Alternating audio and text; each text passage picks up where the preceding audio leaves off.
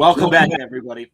It's time again for another hour of Comic Art Live. I hope you're enjoying the show. I hope you all had a chance to watch Scott Dunbier talk to J. Scott Campbell in the first hour. I had a great conversation with Alex Saviak.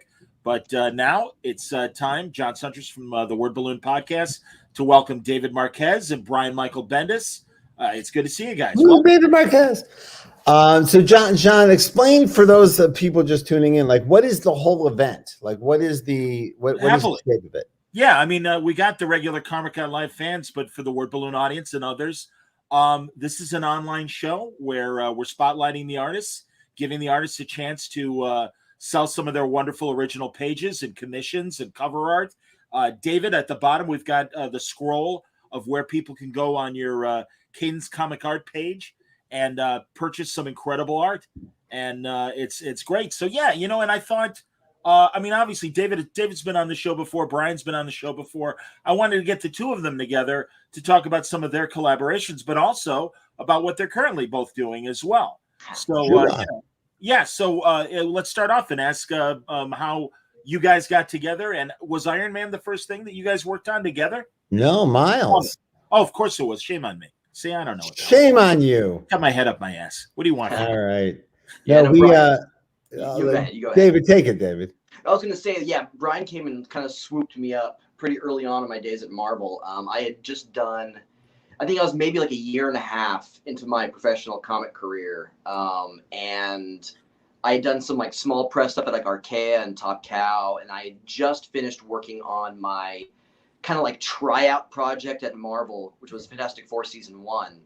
And then, Brian, this is where you have more details than I do. But I guess they were using those Season 1 books as, like I was saying, like a tryout for a bunch of new talent. Jamie McKelvey was another big find during that period. And I guess they were handing them around the office to the various folks looking for artists to work with. And is that where you found me, Brian? Yeah, I mean, that it's really what it is. Every once in a while, from my memory, that wasn't the total reason for the year. The year one book was supposed to be like, very reader friendly, like the Ultimate books. Like, here's, if you need to know where to step in here. And they had ended up hiring people like yourself who it's an early gig, but you clearly have the goods. But boy, what a gig to show off on! Like that. That's definitely one of those jobs where just bring your thunder and watch your career explode. And it was funny because it was like, it wasn't what it was built for, but it's what it was becoming. And the minute that's what it became, CB started handing out like, hey, take a look at this, take a look at that. And also it becomes that because you and Jamie and other people saw it as an opportunity to kick ass. Like, if I blow the roof off this dump, they're gonna let me do some Marvel 2-in-1s or something. And actually, my next gig would have been something much like that until No. But I personally get a lot of like juice out of having that, being there for when someone finds themselves or wherever they are in their career, when it's that next level time and you happen to be there and see it and then can write into it and cheerlead it on. Like, it's going to happen regardless of my participation, but if I can be part of it, it's so exciting. And I literally just had that experience with Sarah, who was wonderful from the get-go. But the minute we started working together, we were like, oh, something's going on here. Holy crap, every page is better than the next.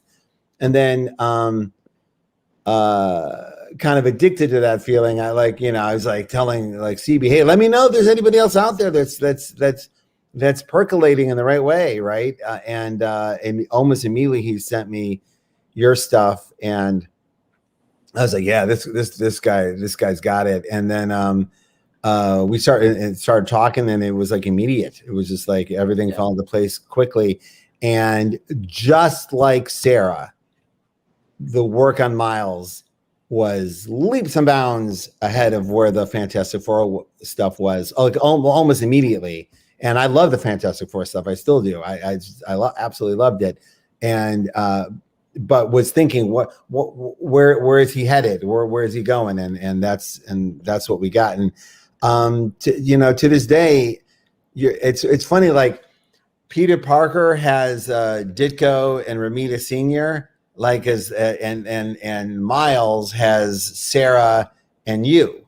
No. And I say this because much like Peter Parker, for many years, you would always see John Romita art when people just on the main stage of pop culture. You would often see John Romita's interpretation of Spider-Man is what you saw on the 7-Eleven cups and stuff like that. Sure. Yeah. So and almost since Spider-Verse, like before Spider-Verse, a lot of times the Miles you see in like Rolling Stone or like any like mainstream publication, it's your Miles.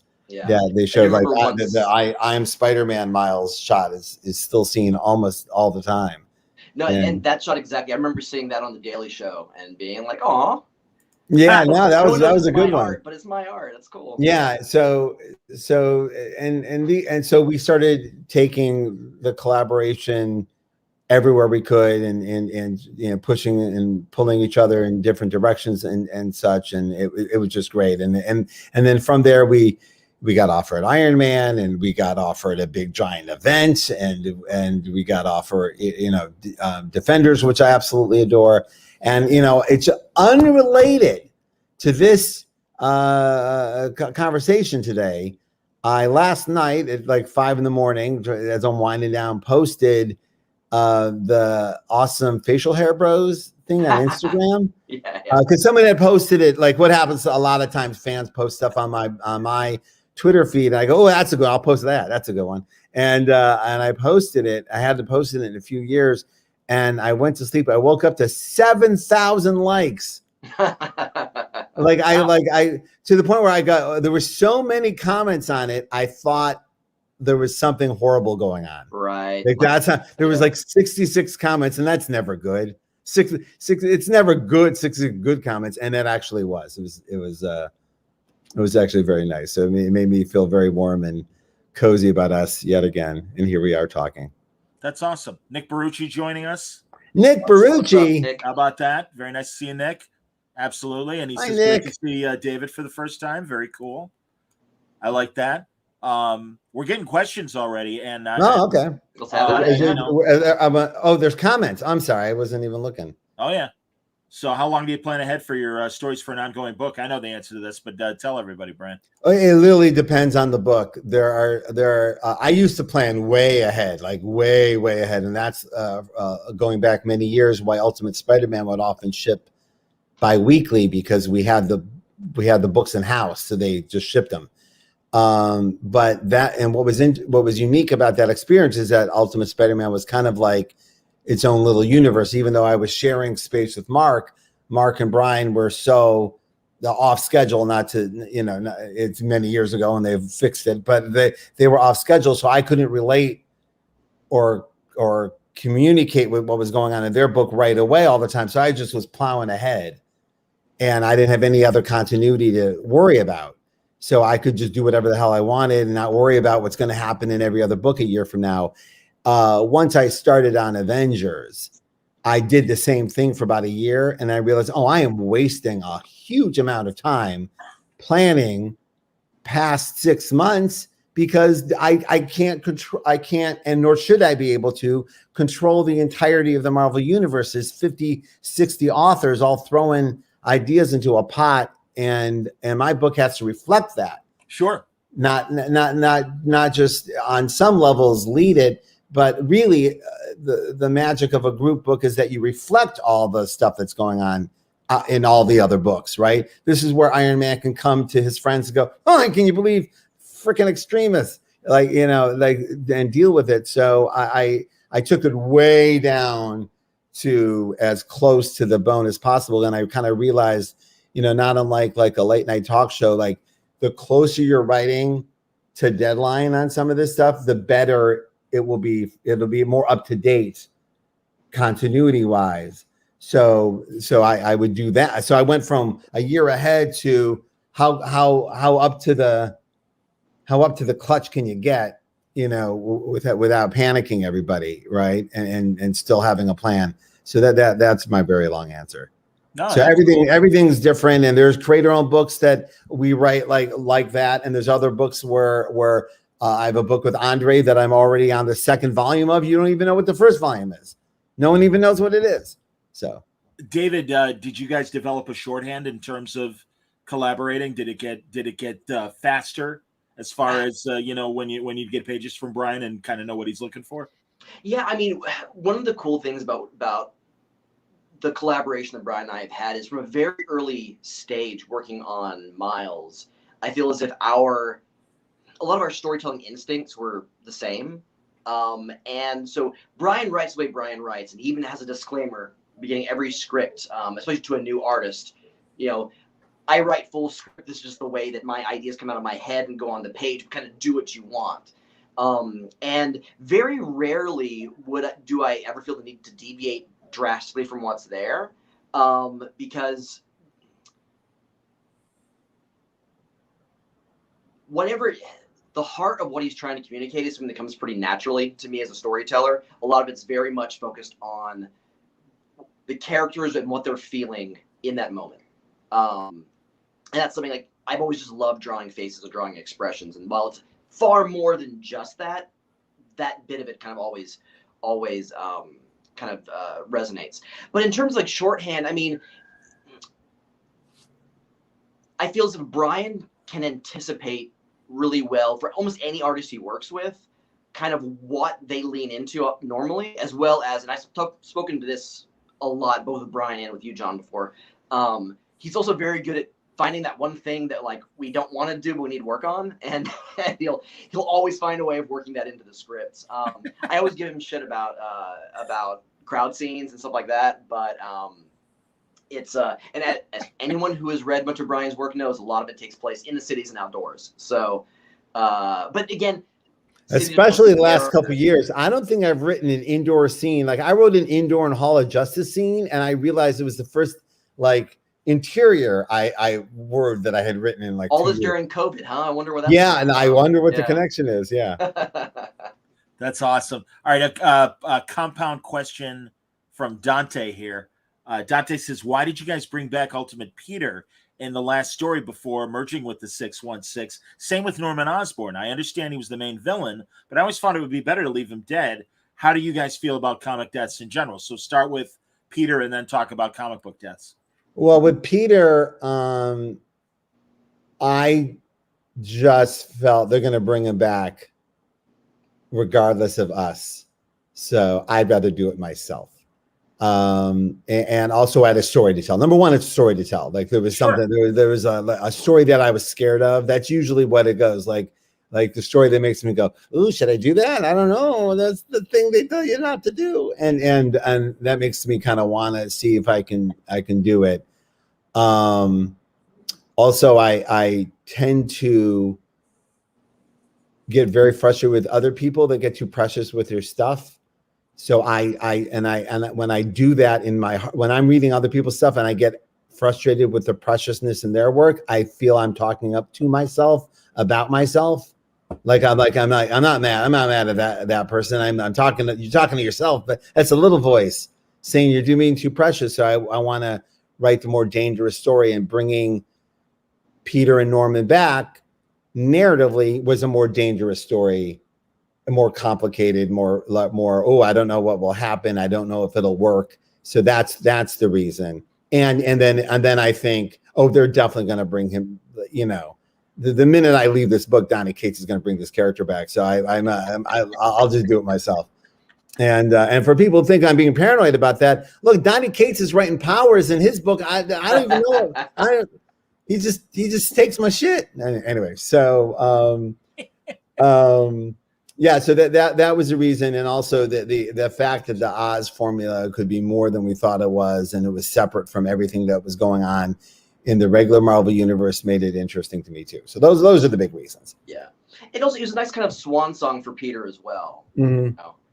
Yeah, and also we get it, and as far as like deaths in comics goes, this is I'm as guilty of this as anybody, and what what you get is you get your cake and eat it too. You get all the drama of the death and all the pathos and all the real character meaning of it, right? And then you get the genuine enthusiasm of bringing back something beloved and get the joy that we cannot get in the real world of getting, you know, those happy reunions that never happen. So a lot of us, when we do this, we know, oh, you're bringing your resurrection could be bullshit. It can't. It's been done terribly. We've all experienced it. So when I'm faced with it, I think about it a great deal. Like, is this emotionally honest? And again, it's got to be about the emotions of the moment. And if it's not emotionally honest, I will back off. And David even knows there's been resurrections on the table where at the end of and then we got there and went, it's bullshit. It is. It's just bullshit. You can smell it. So in this instance, you know, with Peter and Norman, they started with us. It's not bullshit. Anything we do isn't bullshit. So anyway, and I missed him. I love Peter. Literally, he's an avatar of my high school years. I don't want him to go away. I like the little guy. Absolutely, man. Especially Ultimate Peter, no question. Yeah, David, absolutely. What are you drinking? Here's mine. I got Spendthrift lime. This is my Coke Zero. So I am a man. Haven't they improved? I see a Brian. Natural water. God bless you, Brian. I had green tea earlier. I got the healthy out of the way. And very good. Yeah. Very good. But I love new Coke Zero. I mean, because I liked it fine initially. They actually did make it better. And it really I agree. It tastes like Coke.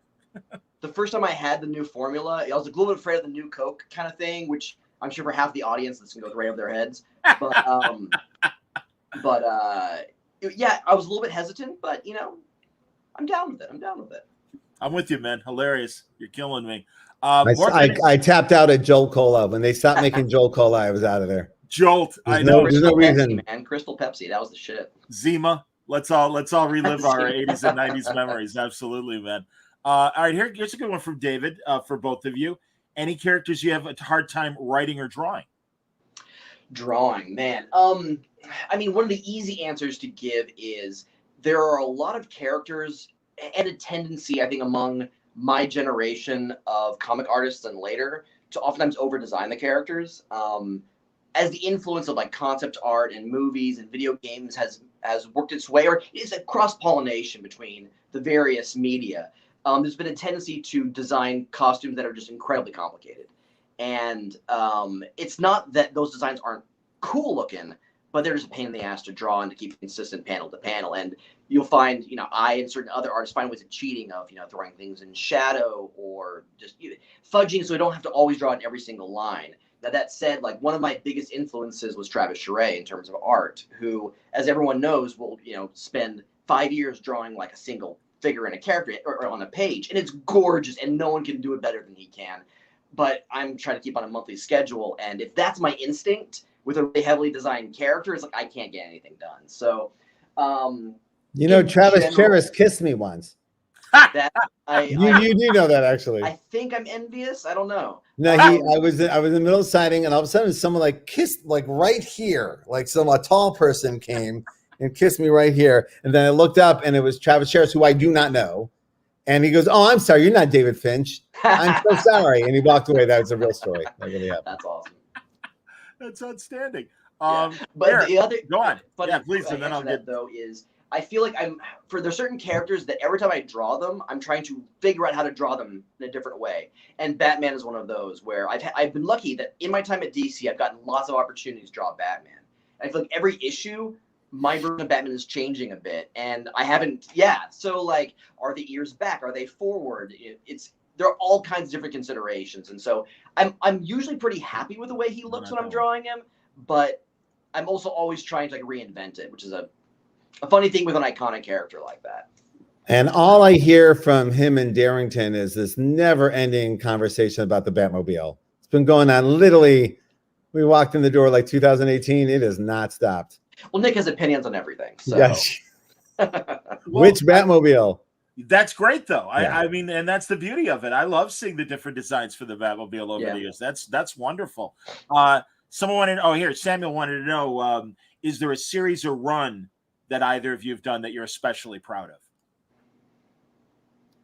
I'm proud of a lot of the work we've done together, honestly. Yeah, I'm hesitant to think of something I'm not genuinely proud of, including so people know, David and I are currently working on our first create-our-own project, which we have set up, and it's been slow cooking, but Long time coming, yeah. It is something I'm deeply, deeply proud of, and Wonderful. cannot wait to put out in the world. So that'll be next year sometime. Yeah, it's so I'm as we speak, creating something I'm very scared of and proud of with David, that by far more than everything else we've done, because it's us, and that's exciting. But I will say, gun to head, I think David would be surprised how much I love the Defenders. Honestly, that was my first instinct as well. It was something okay. That it's funny because it wasn't our most commercially successful book that we've done together.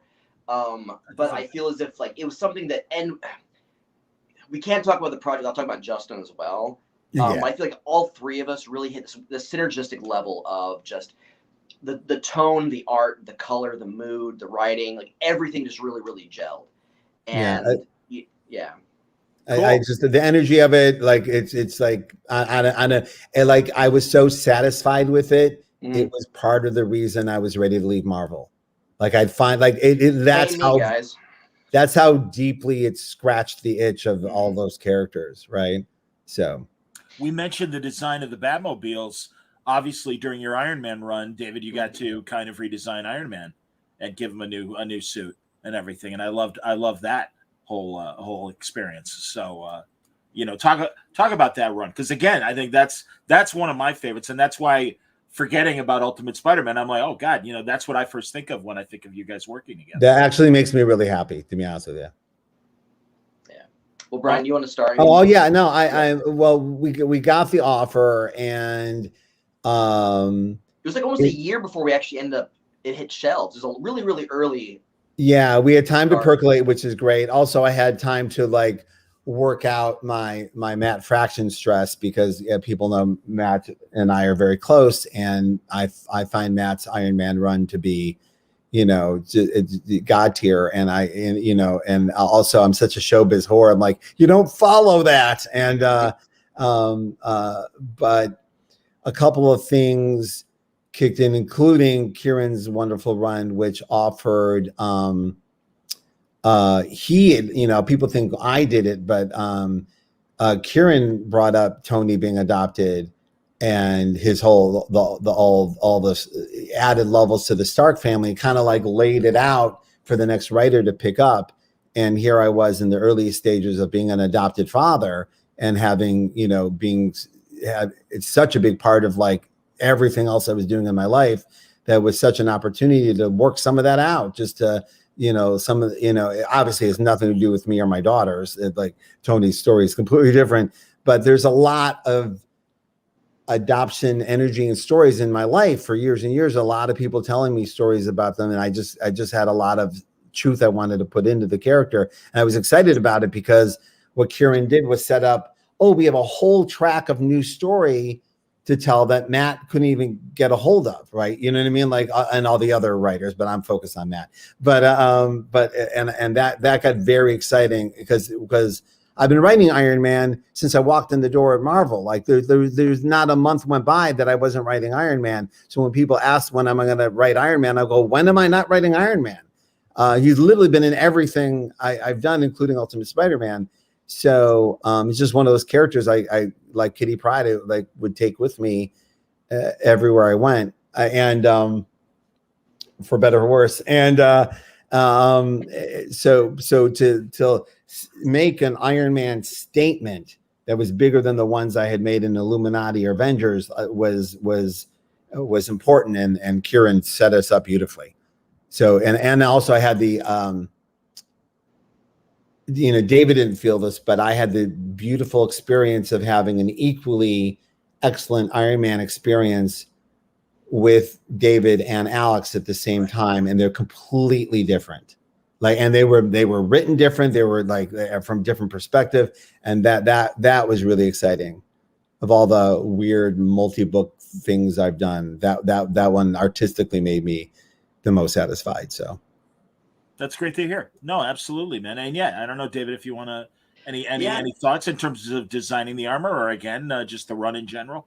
Yeah, no, I mean, so when Brian first brought up the possibility of, he'd been offered Iron Man, he was thinking about it, what the shape of the book would look like, and he asked if I would want to draw it. I wasn't sure, like, it wasn't a character that I had a huge attachment to before. Okay. But the challenge, and again, Brian, he knows how to do this. He will find a way, like, getting a project hooks into you, kind of. And so getting a chance to kind of redesign and rethink the way that it works, because a lot of the specific elements of what the armor does, it can transform, it can fly, it can shoot. These have all kind of been done a lot. Trying to find a new and unique way of portraying that is always a really fun challenge for an artist, and something that Brian, I think, probably picked up about me from working on all the Ultimate stuff is how much I love doing design work. he does. Yeah. And there are certainly other artists I think who do it better than I do, but I still really love it. And so he and Tom Brevoort, who was the editor on the book, really kind of challenged me to try to find a way of making the armor look unique, but also very much, honor like the iconic nature of Iron Man's design. Absolutely. Yeah. Thanks. Yeah. Well, like a guy like Mike Grell, when he did it, it was interesting, but I didn't, I never liked that white, red color scheme. I loved that, again, you stuck with the classic colors. You can't deny it's Iron Man, but again, you gave it this new look. And I mean, God, I even loved, I didn't put it up to put on screen here, but your process pages or even just your character sketches and stuff. I mean, these are great things. That's why I'm kind of not surprised when people go to your Cadence page to buy art. The only thing that I saw up there from Iron Man was a reaction shot of looking at Dr. Doom. And am I right? It's Victor. It's clean face. Yeah.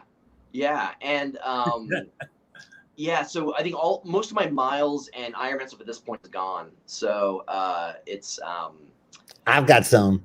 Yeah, you do. That's true. Yeah. David's good like that. By the way, up and coming artist, bequeath a page to your collaborator every once in a while. It means the world to them. I know, and there's not much physical art left, but if you have it, it's no one will appreciate owning it more than the person that made it with you. So, was it during your run too, David, that you had the black and gold armor as well? The black and there's a stealth version of it as well, yeah. And I don't have them around here, but they made toys, and in the way these huge corporate behemoths work, we don't always get copies of them. But I bought copies of them for myself and for these, like, it's the Hasbro built toys or whatever. I don't know what the licensing deals are or who has control. Anyways, long story short is I bought Brian a copy of it. So wherever that toy is buried away somewhere, I got it for you. Well, that's awesome. I'm glad that not only you guys doing the creator-owned stuff together, but of course he when he went to DC and stuff, he wanted you on Justice League, and I mean, here's a great cover. Yeah, he did amazing work on Justice League. Absolutely, man. Yeah, right from day one. The initial first issues and stuff. I saw Brian. Someone made a comment about Naomi being on the team, and like I don't get that. I want to give you the opportunity to kind of explain why you wanted to put Naomi on the Justice League. No. There was a real story reason, and there's a history here. Like in any group franchise, there is a character that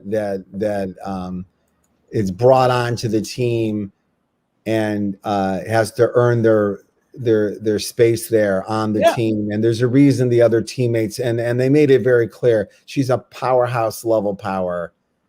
Let's just train her right now. Let's just not wait. And also, the way the DC, and I really gave this like way more thought. The way the DC universe has been acting the last few years, and I'll give it the the way Scott Snyder had things rolling, there was almost constant crisis. So when someone shows up and goes, "I've got giant superpowers," like, why don't you stay here with us, and we'll help you through this and mentor and everything. And also, like, and everyone's like, put on the Teen Titans. I'm like, yeah, they're doing something else. That's a different thing. So all of it was thought through and everything. And so on top of, boy, wouldn't that be interesting? Wouldn't that be terrifying for her? Right? Like it's right. Like, what kind of story are we getting out of? And also you get, and it's great for any of these franchises to have a new teammate come on who has no history with the rest of the group. Right? Because they're like a rock band. They've all known each other. They've all been on tour. They all know each other's, some of them like actually finish each other's sentences, especially in my book. So why wouldn't having a new character come on allows perspective, allows someone to go, holy shit, the Hall of Justice is pretty amazing. Where's the bathroom? I don't know where it is, right? And how do you guys eat? Like all of these, so someone asking the questions that some new reader may want to know, and even a classic reader go, yeah, where is the bathroom? That may be interesting, but there's someone there who can ask questions that haven't been asked before and challenge things that haven't been challenged before. And I had a similar, and even it doesn't have to be a brand new character. It could just be a new character to the environment. I mean, I had a similar thing with Luke Cage on Avengers. He's just never been in that environment before, so his perspective was different than everybody else's. And I like doing it without, repeating that energy. So I'm with you, man. No, and it's the same kind of vibe that Jeff Johns and James Robinson were doing on JSA. When they had Stargirl and the Young Steel. Going back to the 60s, I doubt you can pick a run that hasn't featured a character like this. Hawkeye, a Cap and his, when it was Scarlet Witch and Silver and Quicksilver, yeah. But also, do know I'm a lifelong fan. I've experienced all the ups and downs of choices like this. So when one is made, I'm not blind to the negative connotation too. Like, oh, he's just taking it's a Justice League of Mary Sue's. It's not so knowing that I way before anyone hears about any of this, these choices have been made. Do I think this I can prove myself to Twitter? Like, can I?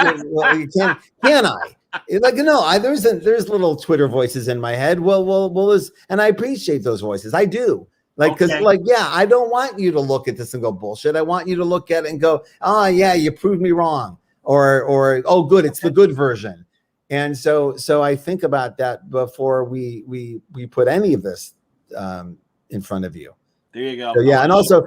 And yes, like when they called me and said the only like they said, hey, Black Adam, is that someone you'd want? And I went, oh, and then if I went, they would Black Adam would be somewhere else. Like they wouldn't force me to do it, right? But they said, hey, obviously Black Adam's going to be a thing. Is that? And they did that at Marvel too. Like sure. And if I had a real connection to it or was interested, I would grab it happily, right? Or not. So with when they offered Black Adam, you can't help but think, well, now he's got a TV show coming too, right? Like let's do that, and also flashing all the way back to Guardians of the Galaxy. The whole point of our run on Guardians was to like get people ready. For what's coming in other media. And so to do this here, to have Naomi interacting with the whole DC universe and Justice League will make, whatever happens on the CW all that more interesting, hopefully. And I've seen the pilot and I'm excited for people to see the show. That's cool. I want to show some of these other covers that David has in his gallery and stuff that people should see. I love this. I mean, it's from Scott's whole, dark crossover and stuff. And here's the alternate universe evil Barry Allen Grave Flashpoint kind of moment. I love that. That's outstanding. They've DC has asked me or offered me a number of kind of fun cover runs. These Dark Multiverse Tales from Dark Multiverse covers were a lot of fun. Just playing with mythology, that, you know, goes back to when I was first getting into comics, and then putting a nice kind of fun, dark twist on it. Absolutely, man. Great classic Wolverine cover here. Yeah. Love that. That's beautiful. Again, all this stuff is available over at David's art page and stuff. So that's unfortunately, I work digitally. Unfortunately, I do it because I like drawing that way, and it's fun and it's fast. So I don't have nearly the same inventory, I suppose, of original art that a lot of artists do. But when I do end up taking the time to do a traditional piece, it's because either A, I want to play with ink that day, or more often, like, this is gonna be a special piece, I want to spend some time with it. You're pretty sure you can sell it. Sure, why not? Absolutely. So yeah. No, absolutely, man. That's fantastic. I can't wait to hear about whatever your creator-owned collaboration is going to be, guys. I think that's wonderful. It's early, and we have projects coming out before that. But when we will be here with you on Word Balloon talking about it, we absolutely give you the whole history, the whole thing. Saying that's truly, guys, that means a lot. Honestly, that you guys, of course. Not only that you come on, that you guys come back. That's it. As always, that really is nice, and I'll start crying if I talk more about this. But man, all right, Bri, you got Joy Operations getting started. Has the first issue dropped? Forgive me. No, it dropped. No, you would have it in your hands if it dropped. No, it'll be out end of November. I'm hearing at the moment no supply chain issue effect. I think we bumped a week for it, so that was it for that.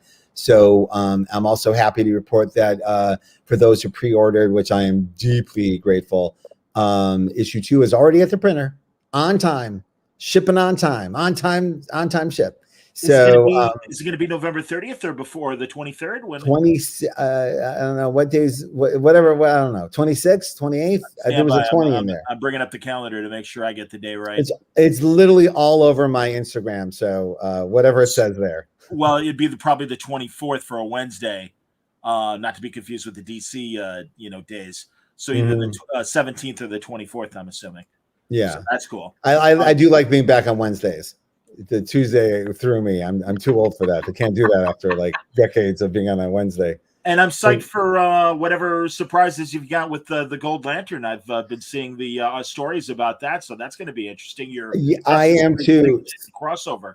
Yeah, it's Justice League, Legion of Superheroes. It's a return of the Legion of Superheroes, which I'm very excited about. And it's me and Scott Godlewski, who did Young Justice together, and Ryan Cody, who is the colorist of Family Trees with Jeff Lemire and Phil Hester. Yep. And quite a beautiful team we put together. And, I posted some art yesterday. Every time, I always feel guilt, like, and David was joking about me in the crowd scenes, but it's like a crowd scene can be, but what's really guilt, a Justice League Legion of Superheroes crowd scene is that's guilt inducing. That's a lot. There's a lot of people standing on stage with their arms on their hips. And the art is so beautiful. And when you see someone like Scott, like David does, who can give every single character personality in the spread, it's George Perez like it's quite something. So I'm excited for everyone to see it. That's cool. Dante has an interesting question, and I don't know if either of you have the right to say when there's a need for a fill-in artist who comes in. Are you guys able to call and say, hey, we want that guy? Either of you? It's usually a bit of a conversation, although it depends on the needs of the book. Why is there a fill-in? All this kind of stuff. Sure. But absolutely, whenever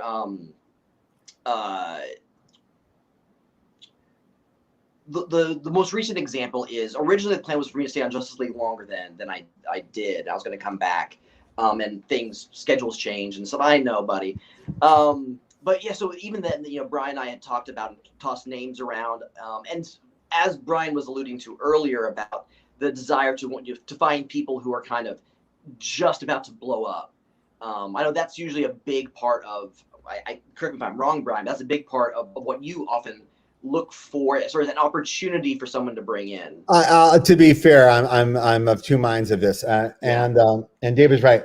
There's two different kinds of fill-in. There's the emergency fill-in. Oh shit, the wheels are off the wagon, which many great careers have been made during times like this, where someone comes in and saves the day, and now you know who they are. Yeah. And there's other times where it's a planned break, and a planned break is a little different. There's obviously a lot less panic involved. There's planning. You can get someone special to come in those areas. And I think Legion of Superheroes would be. It was all we knew what Ryan could and couldn't do, so everything was planned around that to keep him on the book as long as possible. And so in that instance, it would be like, okay, who's the best name available? Let's go shopping. And it's not just and and sometimes it's a whimsical feel where you're like, I was like, who's out there who's about to pop, like who would benefit from this gig, like, you know. And by the way, Legion of Superheroes, not necessarily a gig a lot of people would benefit from. It could kill them, right? It could like, oh, that was a comics was fun, but I'm out. Yeah. And also a grand opportunity for me to work with someone I admire a great deal, right? We were doing this Warlord section. Is Mike Grell available? Yes, he is. I could work with Mike Grell on Warlord. Wow. So stuff like that can happen. So if you plan ahead of time, you can make these fill-ins or these breaks an artistic statement and a celebration of comics. And I really do look at these all of these opportunities as that, because we've all as fans experienced when like, well, that fill-in was goddamn amazing, right? And also and I grew up, I think, because of my age, and John, you've had this too, where you open up a book and the cover says one thing, and you open it up and the book is something else. Womp womp. And you can tell from the rushed inks to the last 10 pages that this thing barely got out the door.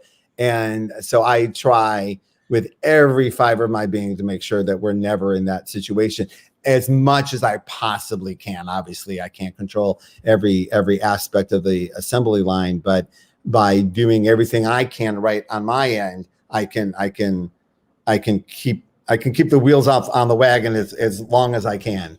So that's something I take real seriously. And I'm trying to think how many actual fill-ins I've actually had in my career. Like actually like, oh shit, we got to get a fill-in.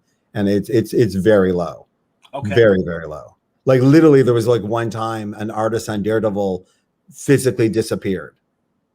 Like no one could find, like that was like, where's this person? Like, yeah. So like stuff like that.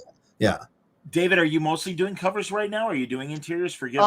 I've been doing some covers. I do have a project in DC that hasn't been announced yet, and it's a big deal when it comes out. It's so good that when he called me and said, "I got to bail on Justice League because of this," I went, "Of course you do."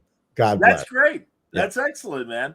And Brian, loving you and Alex Maleev on Checkmate, great mystery and really interesting group. I am too. I'm Justice League group. I'm thrilled that Checkmate was released. I'm glad it made it out the door. It was part of a publishing program that doesn't exist, so I'm goddamn delighted to see it come out. What Alex and I have planned next is, I'm so excited I could burst. Like we do, and it's kind of fresh. Like we just like last week kind of committed. We got it to a place where like, all right, we're doing it. Let's do it right now. Cool. So we're committed to what our next book is, and it's ambitious and scary and leans right into, if you look in what Alex has been doing lately on Twitter, his kind of a new painting style, and it's been very inspiring to me. So that's going to be the voice around what we do next. That's excellent, man. And obviously we're all excited for the coming new seasons of a lot of existing Jinx World stuff, and also new Jinx World stuff coming as well. Yep. Pearl just got Pearl pages this morning from Gatos. They're absolutely beautiful. David Mack is hard at work on cover and the cover pilot for HBO Max. We're working on that. Literally yesterday. I can't tell you what a weird week it was here. And so though Alex and I are not going to continue Scarlet, we're going to do a brand new thing.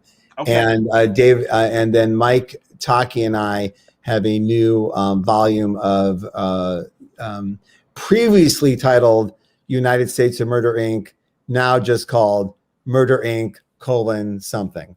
Okay. So yeah, because it ended up, when we came up with the title many years ago, we thought the pile of marketing negatives would make an interesting, captivating title. But it ends up, it's just a pile of marketing negatives. Most of the world, not into the United States, not into murder or corporations. All of these things are, put them all together. Anyway, so it's a book that we are deeply proud of. I mean, really proud of. I could spend all day there.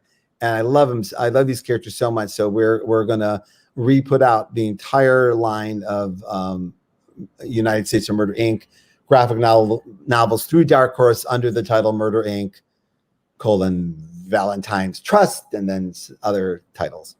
Fair enough. And Dante, that answers your question. Yes, Jinx World's imprint has moved to Dark Horse. Yes. So you look for the new stuff and the old stuff under the Dark Horse logo. I don't know if you guys have announced where your creator-owned thing is going to be. Well, so most of my stuff will be at Dark Horse. Dark Horse is my home, and my hat is hung there. And every once in a while, there's going to be a project that fits another mold. I think if people have been really paying attention what's going on, and even just if you're just casual, go to Barnes & Noble and look at the graphic novel section. I think you'll see a difference. The market has changed a great deal, and it's absolutely for the better. It's absolutely fascinating. I could not have guessed it 10 years ago, but let's call it the YA market, the Raina Captain Underpants market is bigger than the superhero market, and it has now created basically a scenario. We have three different markets. With Marvel and DC has a market, and then the Image Dark Horse boom, let's call it creator-owned and enhanced genre market for adults and for kids too, but people eagerly seeking the next thing. That's where they go. 100% non-superhero. Yes, keep yeah, and then there's but all like crime and science fiction, and it's all very mainstream genre, ideas, premium indie. Yeah. And then there's the Raina space, and I know she doesn't own it directly, but she created it, and everyone else has run into the doors she burst open, and that's the YA market, and that YA market has created quite a lot of opportunity for those of us who were creating YA content accidentally. Yes. So there will be opportunity sometimes where we have books outside the Dark Horse the machine because we're just interested in seeing what happens in these other markets and trying it out because it's scary. But yeah, so mostly Dark Horse, and then every once in a while something else somewhere else. That's fine, and I don't blame you. Dante asks, and I guess a good example of Dante, you are killing it with the questions today, man. These are good questions. Yeah, well, this one real fast. Are you interested in doing original graphic novels instead of single issues? And we think of what Brubaker's been doing, obviously, in that space. Well, as I've said on this podcast for many years, I think I learned early on at Caliber, when I was at Caliber Press in the 90s, and Ed Brubaker left. We broke in the same day, and then a couple years later, Ed just took off. Ed just bailed, and I went, "Where'd Ed go?" And then Caliber fell apart like a disaster movie. But Ed saw it coming. So ever since then, every time Ed leaves the room, I pay a lot of attention to what's going on. But jokes aside, Ed's pivot to graphic novels was an exceptional idea for him and his craft. And then obviously he didn't invent graphic novels, but this idea, this changing how he worked was an amazing idea. And then we did it on Powers, specifically when, all right, let's do one just like they did. We have a franchise, and we can try this. And it was the most satisfying experience. I mean, David knows me and Mike would not shut up about it. We're like, all right, guys, it's power. It's been 20 years. I'm like, but there was some next level experience. And when the book came out, it came out in the darkest days of the pandemic and sold out, which was amazing. And I was stunned by the how it felt. Like we get it every week. Every Wednesday, I get interaction with people about reading stuff, all the different interactions. But this one felt like on some deeper level. And even though I had people reading trades and everything, I had people reading collections all the time. And particularly during COVID, we had people reading whole runs of our stuff, and like reading like every issue at once, which is not what they were made for, but amazing that it held up. And I don't know, it was just putting out Powers as a graphic novel was the most satisfying. And so, yes, there will be more. I just absolutely loved it. Cool. David, the book I'm doing with Andre will come out as a graphic novel for sure. Oh, very good. Yeah, David, I don't know how you feel about OGNs versus monthly. Yeah, I mean, as I have, I guess, matured as no longer just like a rookie comic artist, I've gotten a bit slower, and the churn of working on a monthly book for an artist, especially one that likes to be fairly detail oriented, can be a real strain. And so I like, just from a scheduling perspective, I like the idea of doing a concrete chunk, and an OGN is a great fit for that. And I've done a number of OGNs over the years. I mean, you have. FF Season 1 was an OGN. Also, just to plug one of my older creator-owned projects, The Joiners in 3D was an OGN. Yes, it was, and it was a great one. Still on Amazon, guys. You can go get Fantastic it. 3D book, everybody. Really, I agree. Great. Thank you. Brian Absolutely. blurbed it. Thank you. I did. And yeah, I definitely like the idea of kind of producing a statement. Here it is, you know, and not feeling as if, not that this is always what it is, but the worst version of what a monthly book can be is you're feeling just like a cog in a machine. You're filling in a slot on the schedule. And I've been fortunate that hasn't been much of my experience doing monthlies, but I feel like with an OGN, it really ends up becoming more of a, like I said before, it's a statement usually between either you and the other creators, or if it's just one person doing the entire thing. Very cool. Yeah. I'm letting people know that sadly we have to wrap up because I've got to get ready for Jamal Igle at the top of the hour. Oh, okay. Tell him I said hi. Absolutely. And great seeing you guys. I look forward to seeing you guys in person eventually. But thank God we do. Guy, can you imagine if this was the 80s and we wouldn't even have online and we'd have to call each other? And I can't imagine the mindset. So thankfully, at least we got video. I'd just be watching 120 minutes and ignoring the world. That would be what I would do. Okay. I missed that show. That was a great alternative rock show on MTV back in the day. It's as an adult father with an almost adult child, it's amazing what comes out of my mouth as an old man. When I was a kid, 120 minutes. I literally, it's amazing how my old manness manifests itself. Understood. Yeah. All right. So there again, it's at the top of the chat. And it's on the crawl right there. That's where you can go to buy Dave's art at Cadence Comic Art. Please check that out. Both of you will be back, I would imagine. Brian and I will be talking more about Joy Operations in a few weeks. Yeah, we're going to do you and I. We're going to do something like this, but with Stephen Byrne, talking about craft and all that. And I'm excited to introduce you to him. And for those who ask questions, who didn't get answered, head on over to my Substack newsletter. We're doing a big Q&A there, and I'm going to do an all Q&A newsletter next week. So I don't want to miss any of your questions, and I'm happy to answer them. Also, if you don't know, I have a Substack newsletter, and it answers a lot of questions and debuts a lot of art like the second I get it. So sign up for that, because there's going to be a lot of updates and also some surprise announcements coming in the next few weeks. Sounds great. All right. Anything coming up?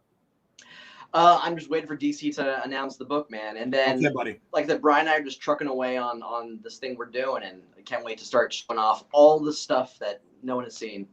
Well, David's in that beautiful sweet spot. He's got an amazing mainstream book coming. And a deeply personal creator-owned book, both on the drawing table at the same time. I don't think there's any better way to spend your time in comics. So great to hear. That's fantastic, guys. Thank you very much for doing this today. You're both thanks, John.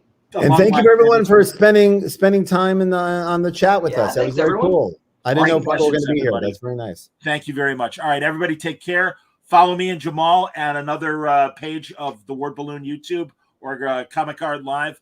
But thanks for being with us, everybody, and